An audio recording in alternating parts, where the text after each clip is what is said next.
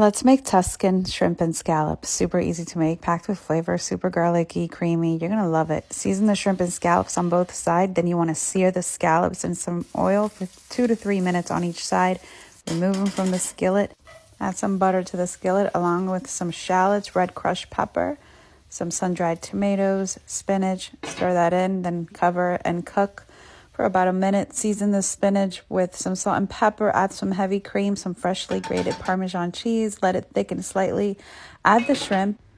Toss it in the sauce. Cover and cook for about a minute or until the shrimp are completely pink. Add the scallops back into the skillet. Give it a good mix and enjoy. You've probably had a burger before, but ever have a shrimp burger? They're amazing, and I'm going to show you how to make them. We're going to start by taking half the shrimp and giving it a rough chop. The other half is going to go in the food processor with some garlic until smooth. Then add in the chunky shrimp, scallions, panko, salt, garlic powder, ginger, 2 eggs, and combine it well. Refrigerate it for 10 minutes, then drizzle some oil on a pan and your hands and form the patties. Place them back in the fridge and make the condiments in the meantime. To a bowl, add mango, avocado, red onion, cilantro, salt, pepper, and with some force, lime juice. Toss and set it aside. In another bowl, combine mayo, sriracha, and soy sauce until smooth. To a skillet over medium-high heat, add neutral oil and fry the patties for 3 minutes on each side until they get nice and golden brown. To assemble, spread the mayo on both buns, add the patty, some guac, close them up, and you're ready to enjoy. Buon appetito! Pizza roll-ups. Let me show you how I make them. Lay some mozzarella cheese on a silicone pan and then top each one with 4 slices of pepperoni and some oregano. Bake at 375 for 7 minutes. You'll know they're done when the edges start to brown. Transfer them to a paper towel and then roll them up. I sprinkled mine with some parsley and dipped them in low-carb marinara sauce. I eat about 2 of these at a time and then save the rest for later.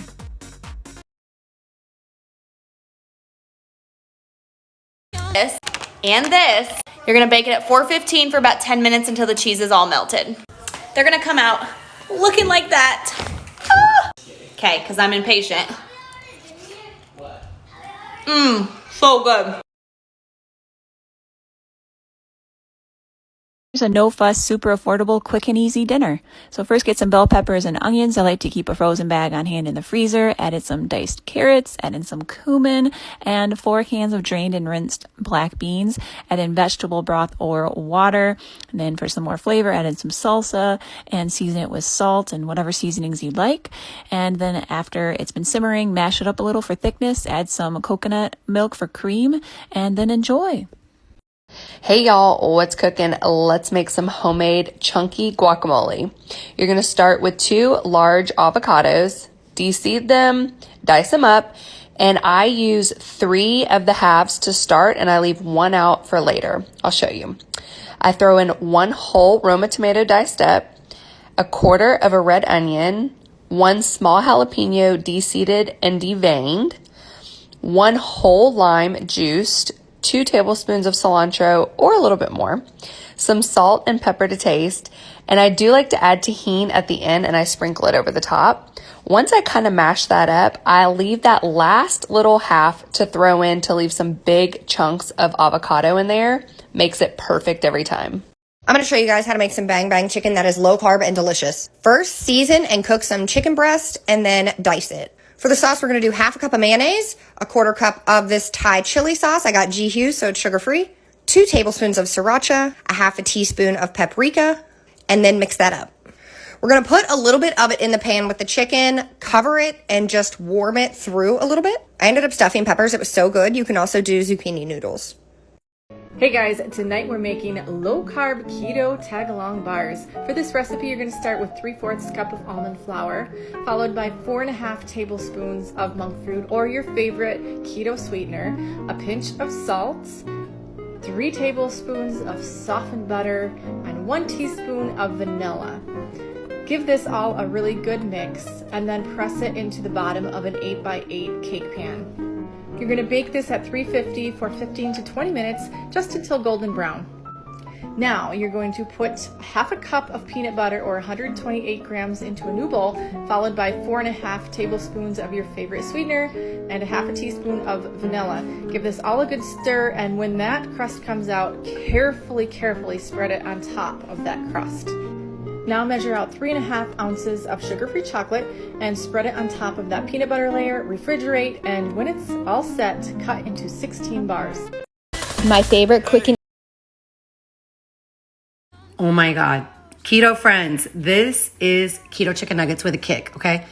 So good and so easy to make, like level super easy. You just have 1 can of chicken, 1/2 cup of mozzarella cheese, and then I add a 1/4 cup of Parmesan. I haven't seen anyone do that. That gives it a big kick for me in flavor. And then all the seasonings, I added about a half a teaspoon of paprika, onion powder, garlic powder, and parsley, and about a 1/4 teaspoon of garlic salt, and 1 egg.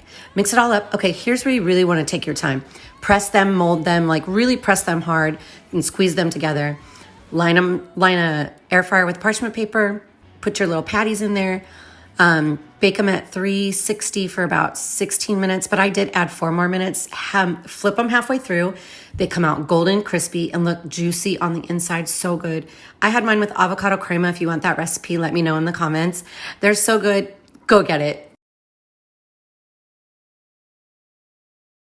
Did you know you can make delicious keto-friendly sushi at home? Let me show you how to make it. Today I'm using cucumber, avocado, chive and onion cream cheese, and smoked salmon. You want to start by chopping your cucumber and avocado the long way, just like this. I like laying out some plastic wrap because it makes it super easy to roll it up. I like using the flavor cream cheese because it gives it a little something extra, but plain works too. For my dipping sauces, I'm going to use some tamari and some spicy mayo. The spicy mayo is just mayonnaise and sriracha. Who doesn't love pot stickers at a Chinese restaurant? Let's make a keto-friendly version together. So screenshot this for your list of ingredients. Freeze that head of cabbage overnight. Trust me, it'll make it worth it.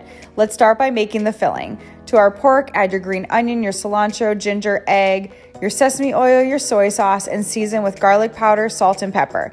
Get that all mixed up and set aside, and then we'll make our dipping sauce. To a little bit of green onion in a dish, we're gonna add soy sauce, sesame oil, rice wine vinegar, a little bit of brown sugar substitute like Swerve, and if you like heat, add a little bit of red chili flakes. Set that aside so the flavors marinate. Remove that head of cabbage from the freezer and defrost it in some lukewarm water. This makes the leaves easier to remove and much easier to work with as well. Remove the center vein, leaving 2 leaves. Put about a tablespoon of filling, tuck it and roll it. Repeat this until you have them all made. Pan fry on each side for about 8 minutes. Enjoy them. Tag and duet us if you make it, and like and follow. Hi everybody, welcome to Broke Vegan. I spend $50 a week on cheap plant-based meals, and today I'm making a very easy, very quick chickpea buffalo taquitos. Take a can of chickpeas, garbanzo beans, whatever, add Frank's Red hot sauce, add whatever plain vegan yogurt or plain vegan sour cream you keep on deck, take a celery, cut it up, add it to the mixture. Stir it all together, and then what I did is used a potato masher. You can blend it or food process, whatever. Take like 2 tablespoons of the mixture, put it in a flour tortilla, roll it up, do it again, put it in the oven, like 10 to 15 minutes, 350, 400, whatever you prefer. Watch the goodness ooze out of there and enjoy with some celery, carrots, vegan ranch, and the mushroom chicken featured there is in my last video. Guys, I'm so excited to share another easy dinner hack. I've been using Taylor Farms Asian Chop Kit to make fresh spring rolls. Just toss their cabbage mix with the provided wonton strips in the sliced almonds. Then add cooked shrimp and avocado to a rice paper and top with your Asian chopped salad mix. Give it a tight roll and serve with the provided sesame dressing. I like to serve with a hot bowl of miso soup, and dinner is done. This might be my new favorite hummus. You're going to add chickpeas, chives, parsley, basil, fresh lemon juice, lemon zest, honey, and tahini to a food processor with salt and pepper to taste, extra virgin olive oil, close it, blend it all up. It should look like this at the end, and enjoy. You need to make homemade pickles. And don't worry, because there's no fancy canning required. I like to call them refrigerator pickles because they're not canned in a traditional way. Slice your mini cucumbers to your desired thickness. Mix 1 cup of water and 1 cup of vinegar with 2 tablespoons of kosher salt. While you're waiting for that to come to a boil, Layer your cucumbers, fresh garlic, and fresh dill into a mason jar. Make sure that the water and vinegar mixture is at a good rolling boil. Then pour it right over your cucumbers. And you're done. Put the top on and let them come to room temperature before you stick them in the fridge. Let them sit for a couple days and enjoy.